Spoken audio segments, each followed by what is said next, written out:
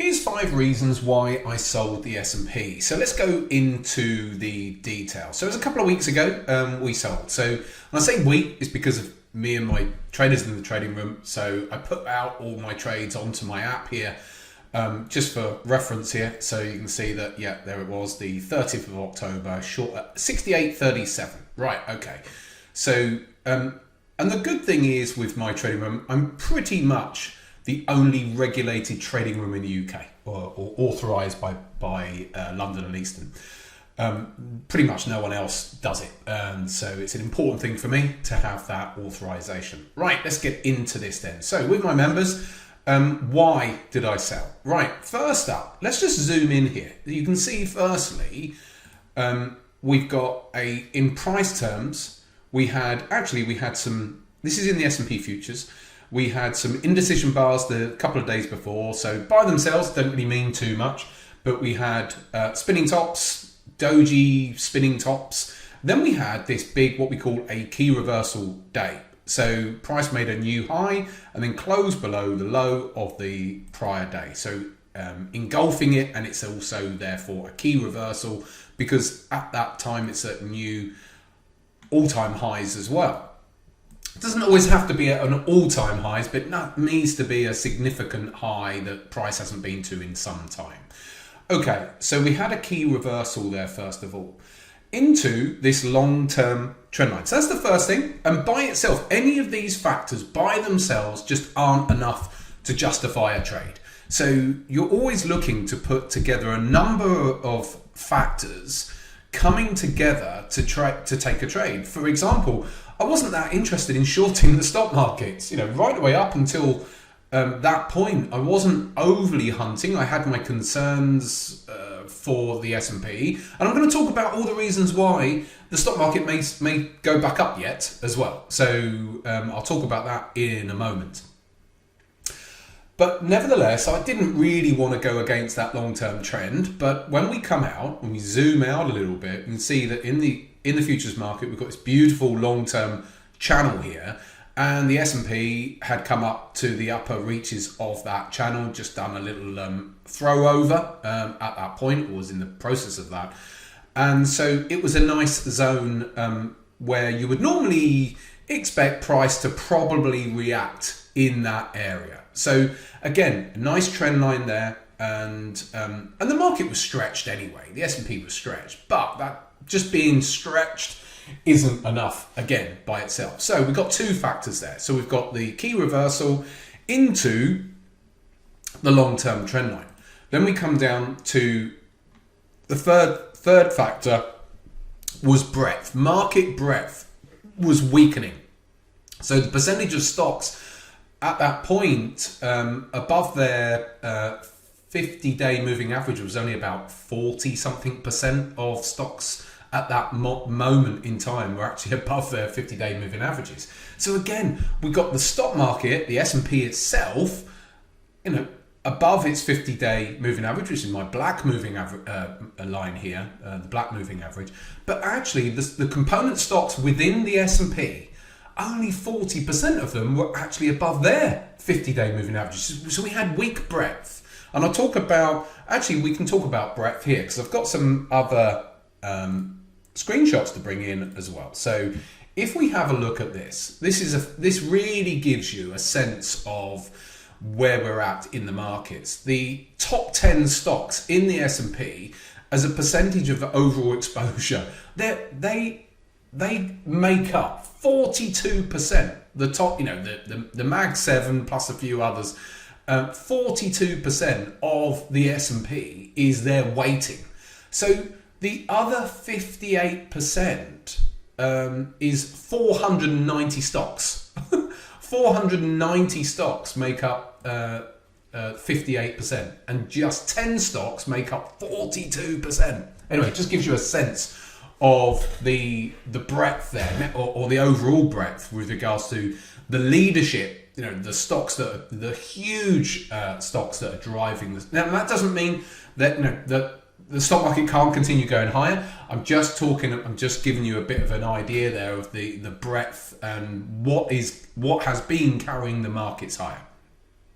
Okay, But breadth overall was starting to weaken a bit. Then we had a technical divergence here as well. So we had coming into the key reversal. I wasn't overly looking to short the market. It was the key reversal that gave me the heads up. I knew we were trading around this trend line, but that by itself wouldn't be enough for me either. But you start putting all these components together. So once we had a key reversal, I'm always going to sit up and pay attention when we get something like that. And there was other things as well. So I'll talk to you about that in a moment. So the technical divergence here as well. So we're up, we've come into trend line resistance, long-term trend line resistance. We've got the key reversal. We've got indecision bars before all of that. We've got a weakening breadth, and we had a technical divergence there as well. So at that point, there's probably enough reasons, or there are enough reasons to put a short on, even though, like I said, I'm still going against the predominant trend, but it's worthwhile at that point. I'll put a trade on. So hence why I put a trade on in my community and in the trading room, and obviously I post it onto our app as I've just shown you there. But it wasn't just that as well. It was sentiment too, because sentiment was getting, again, very euphoric. We've got, and still is overall, the expectation is, hold on a second, we're into a historically positive time of the year, November, December, the Christmas rally effect. Stocks are going to go up. And so there's this expectation that stocks are just going to continue going higher. And even if you just give me an opinion, we're just going through earnings season at the moment, and I can see all the reasons why the stock markets may still go higher. But it doesn't mean that you can't put a trade on if you've got enough technical reasons, and there's a bit of sentiment there as well. In fact, I've got something else to bring up here. If we just have a look at the historic numbers here, and this is just going back to 1964, but basically for November, 69% of the time the stock market closes up, and for December, 70%. So the odds favour the stock market being up, but it's not 100% of the time.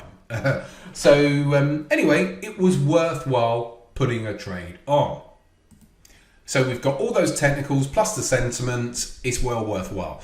Now, whether it plays out, and I'm not going to go through what my targets are, that's what I deal with personally with my own trading, my funds, and within the trading community. But of course, if price comes up, we've already trailed our stops down a little bit anyway, but if price comes back up, fine. There's enough reasons why the stock market might come up going into year end. The seasonality effect. Lots of people don't want to sell their stocks at this time of year traditionally, but again, it's not always, not 100% of the time, but traditionally people don't want to sell their stocks and cash and go into cash or at all at this time of year, and bank profit, should I say, for tax reasons. So there are plenty of reasons why the stock markets may just hold up and just go higher. The S&P futures never quite got to the big magical 7,000 level. Maybe we're still going to go there as well. But again, there's always an argument to be either short or be long. I shorted back in the beginning of this year, and we had a great run all the way down to about here. Actually, it was a bit lower than that. Somewhere down here.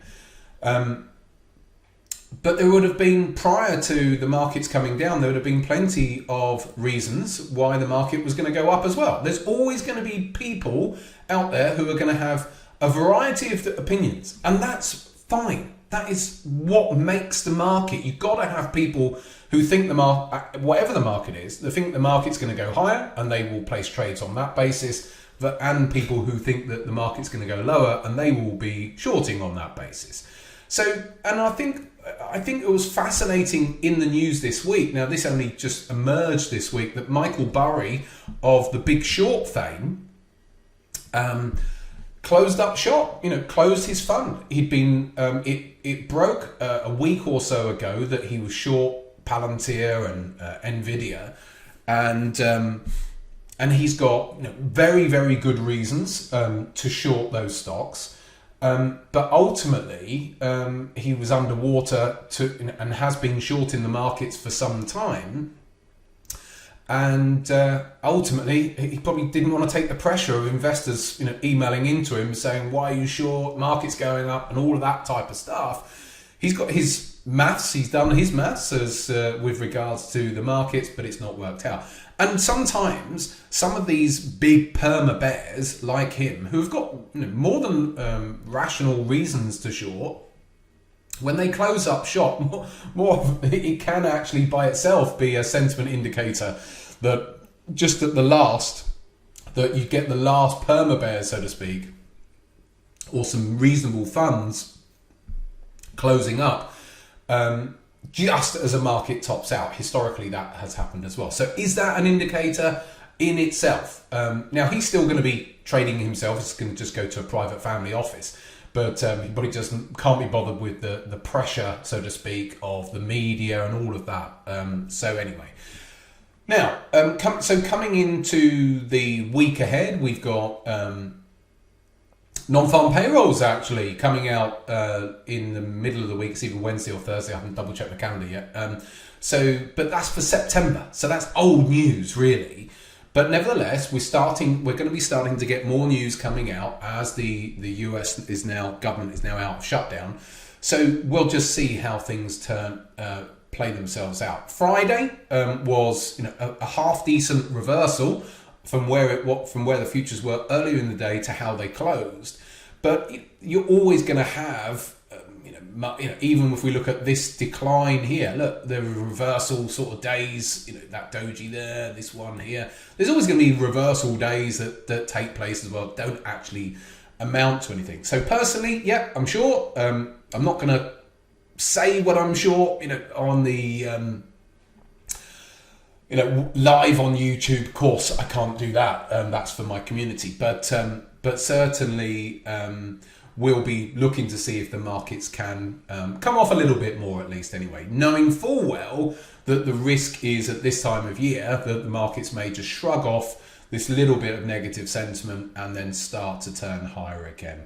Anyway, that's pretty much from me for this week. Just giving you some ideas as to the reasons why I placed that short. Short message from me coming up, because I've got something very special coming up with Alessio Rustani. The process wins. Every great trader follows a process. Analysis, execution, and review. We'll teach you that exact structure in the workshop. Stop chasing trades, start following your process. Visit protradingworkshop.com to get started.